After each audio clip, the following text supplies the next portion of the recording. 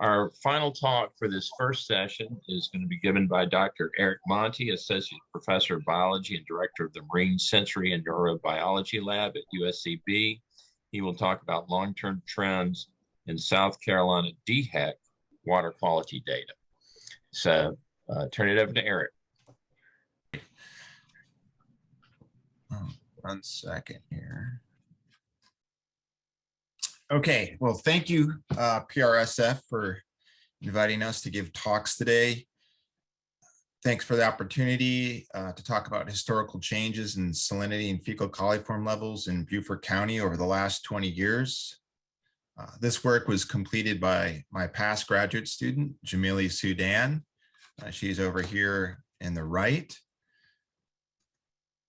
She received her master's in environmental sustainability studies program at the College of Charleston.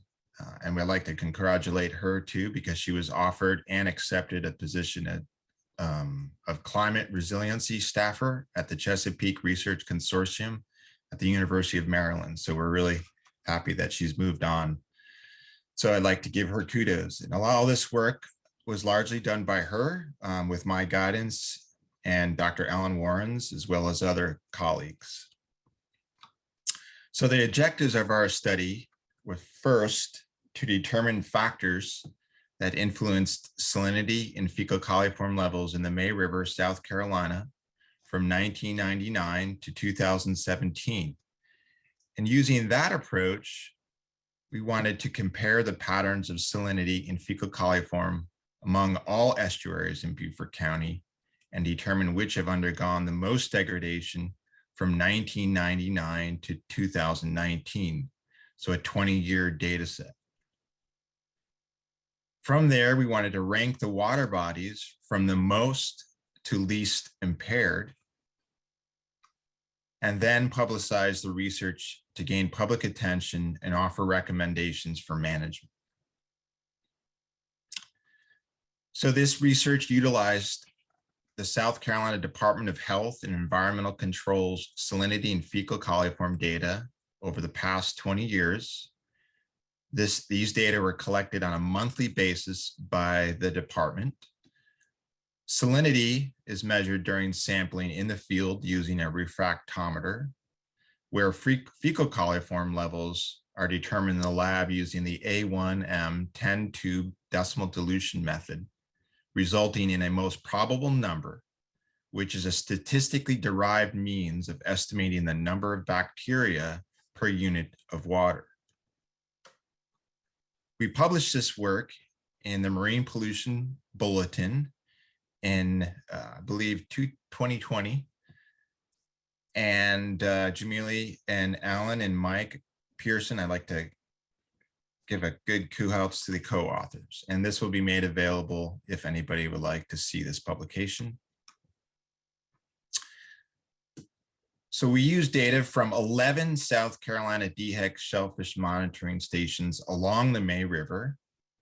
So the stations denoted by the red dots here were sampled from 1999 to the present, while those denoted with blue dots were added in 2009.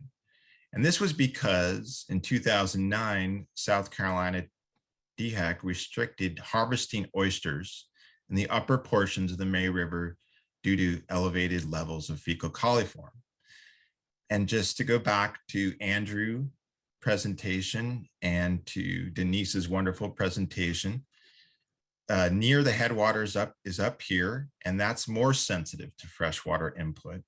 And near the mouth out towards the east here is less sensitive to freshwater input. We wanted to investigate, when we actually submitted this paper to Marine Pollution Bulletin, one of the reviewers suggested that we needed to look at some land use changes. And so we did add those land use changes from 1992 to 2016, but they're not created, at least we couldn't find the data, they're not always created every year. So I'm gonna give you a quick little rundown. This is a map of the May River watershed. And so the headwaters were in 1992 were surrounded primarily by wetlands and forested land. And you can see this, the wetlands are in this light blue color, and the forested land is in green. And 2016, this changed dramatically from 1992 to 2016, this changed dramatically. And you can see the increase in residential land and the loss of forested land. And in fact, the residential land increased by approximately 13%, and the forested land decreased by approximately 11.5%.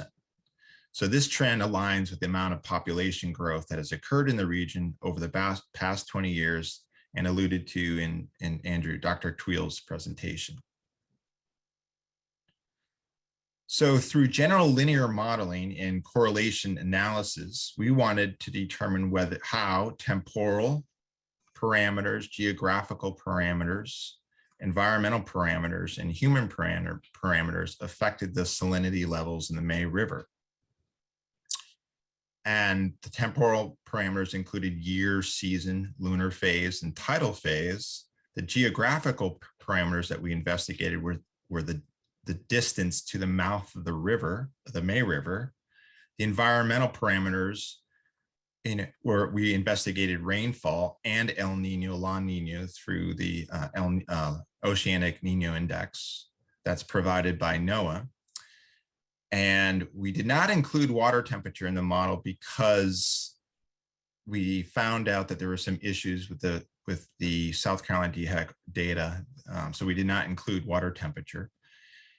And we didn't include land use and land cover in the general linear model because it's not provided at the detail that we needed to. It's not provided on a monthly level.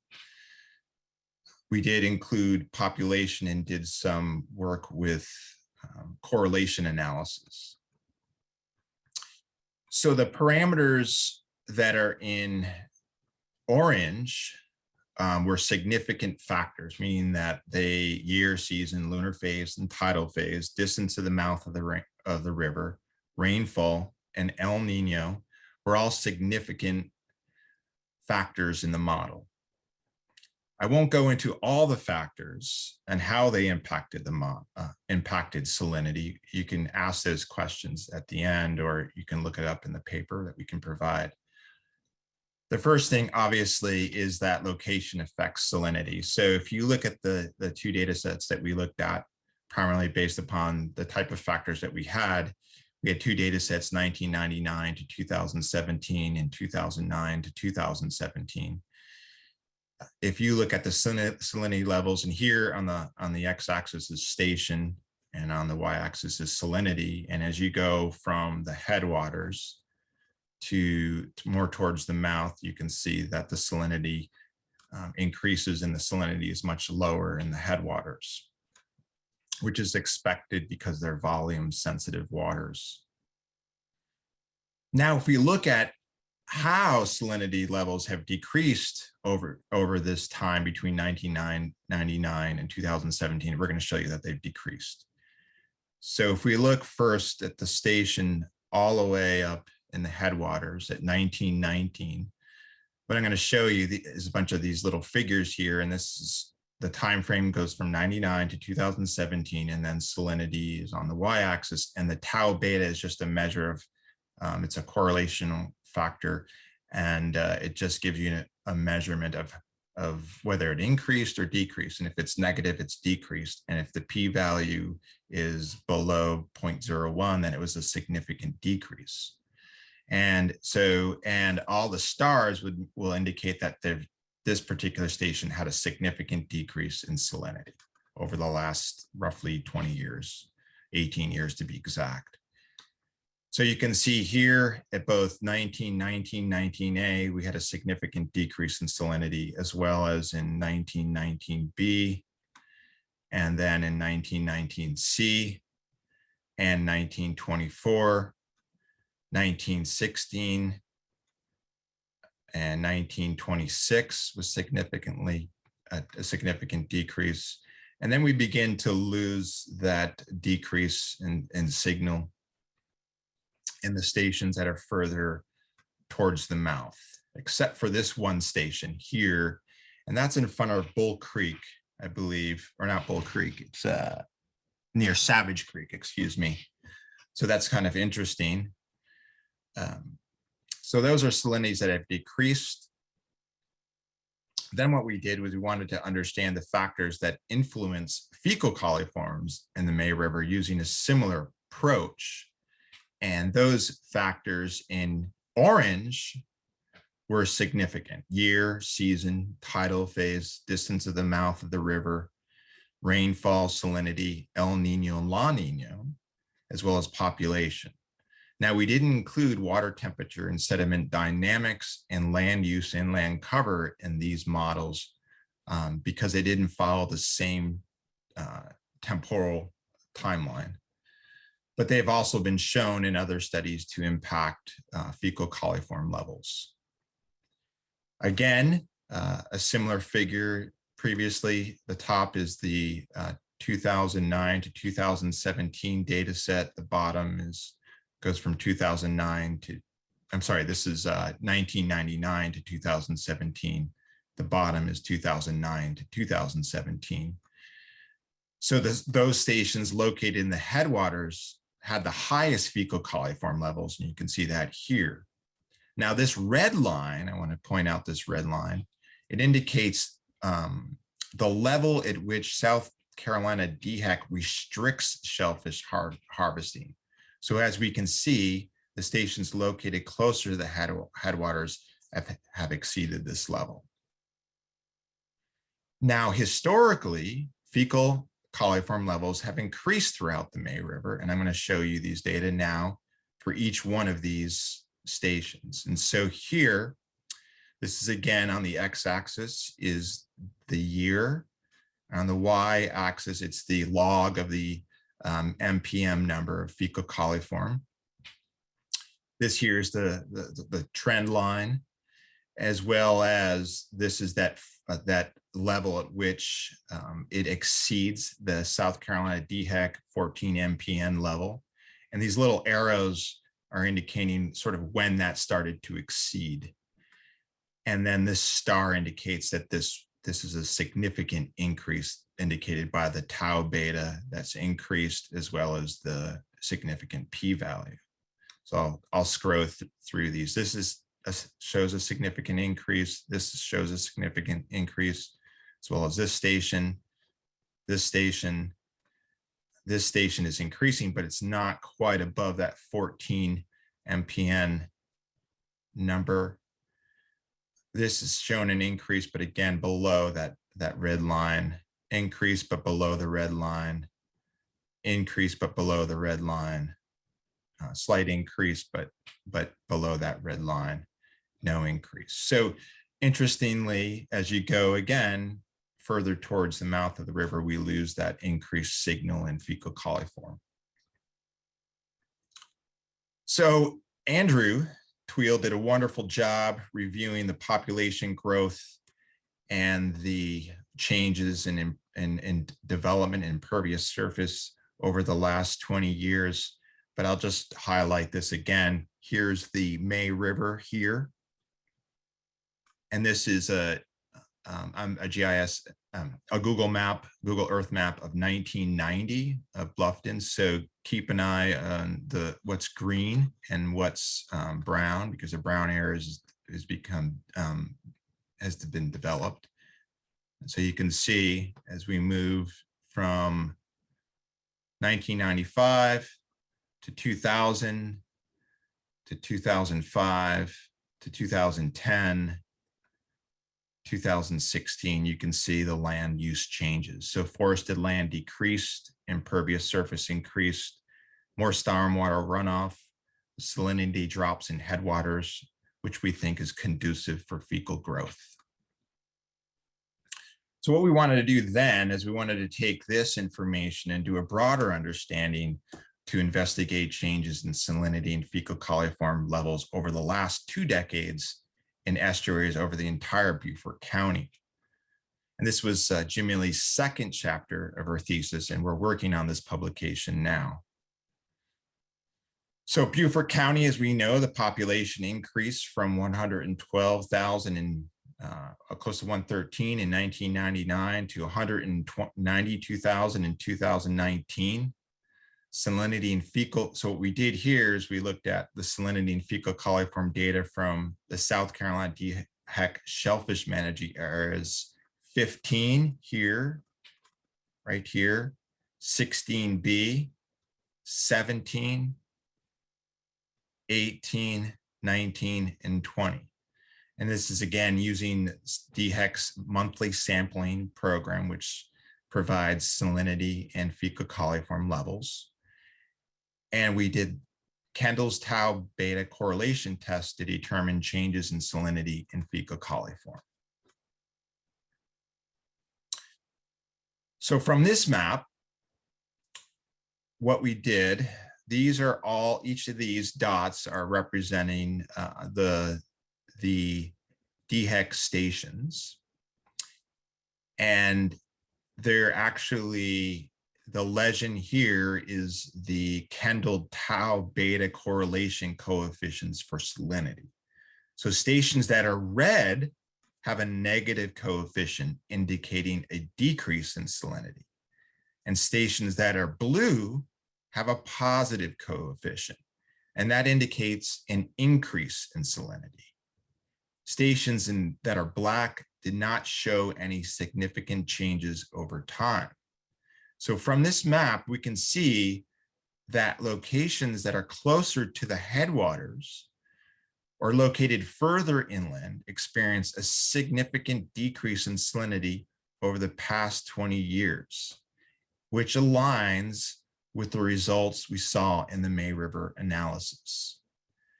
We can also see significant increase in salinity at stations located closer to the Atlantic Ocean, like Fripp Island here.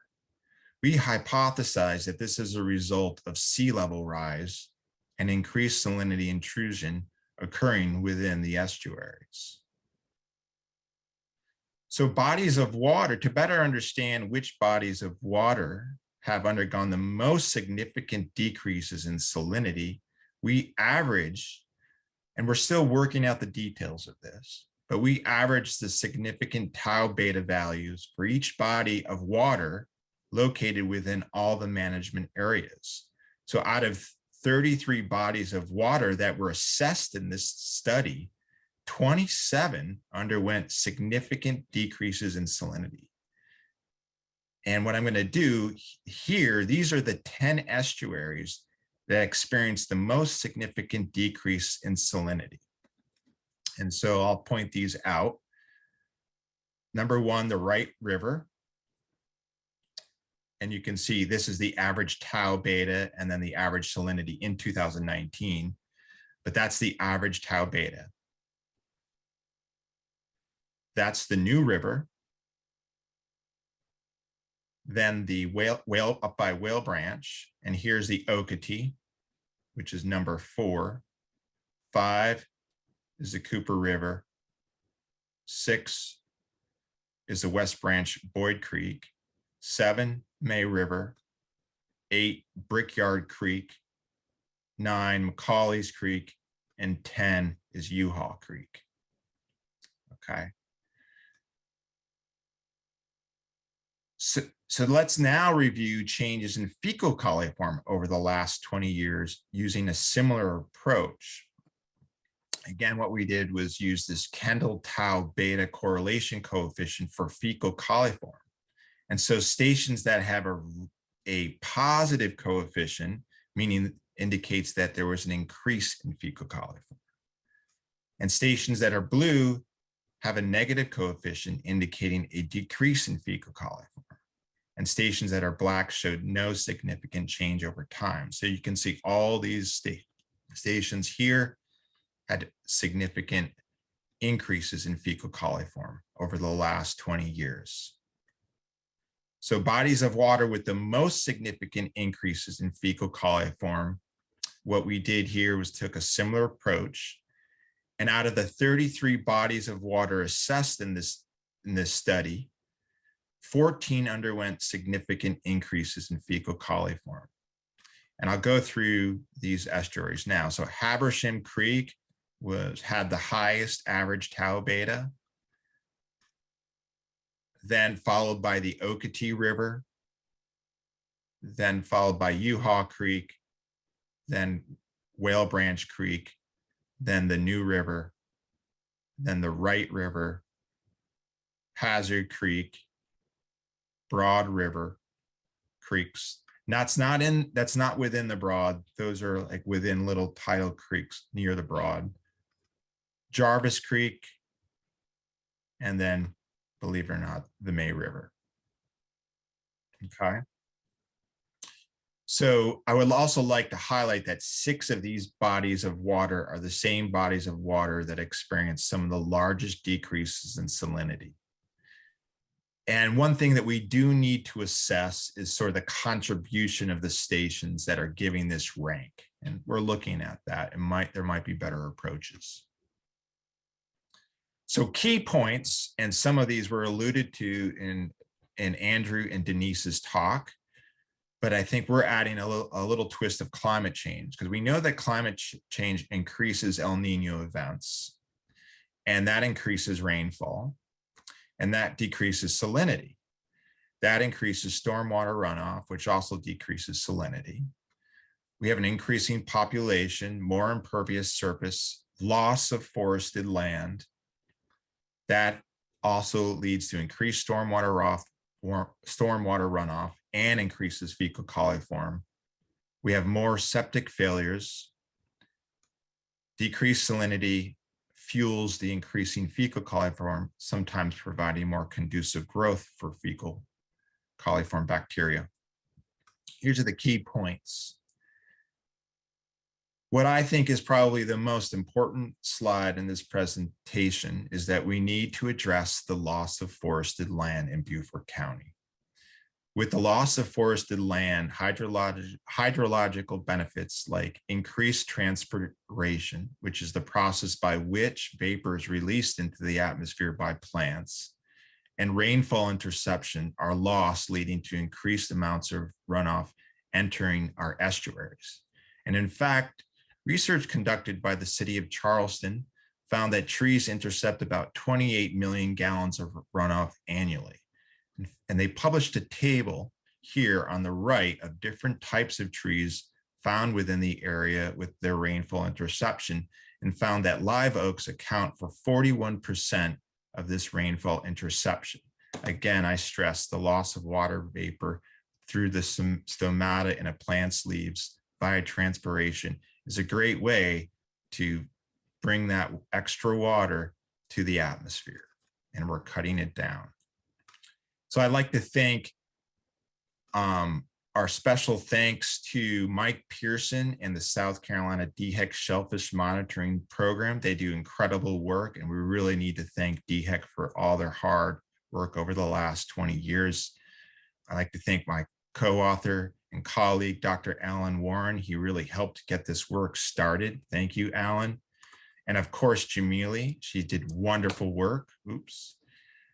She's off to Chesapeake Bay, where they've had lots of problems with these issues over the last 30, 40, 50 years. I'd like to thank her committee members, Dr. Villalba, Dr. Nolan, and Kim Jones. And of course, all our lab managers, Aga and Alyssa, for assisting with help and providing suggestions to Jamili. And of course, the May River Watershed Action Plan Advisory Committee, they helped fuel this work to be done. And funding, of course, we would not have been able to do this work without the generous support of the town of Bluffton and Kim Jones, Beaufort County, Eric Larson, and of course, Spring Island Trust, Dr. Chris Marsh. So with that, I can take some questions. All right, very good. We're going to take a few questions before we go to break. There's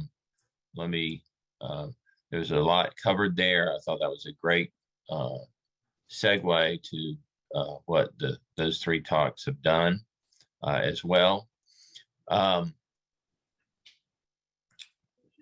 Eric, can you talk just for a moment about what the significance of fecal coliform is and why that was the measurement being made by DHEC and what we think it indicates or doesn't?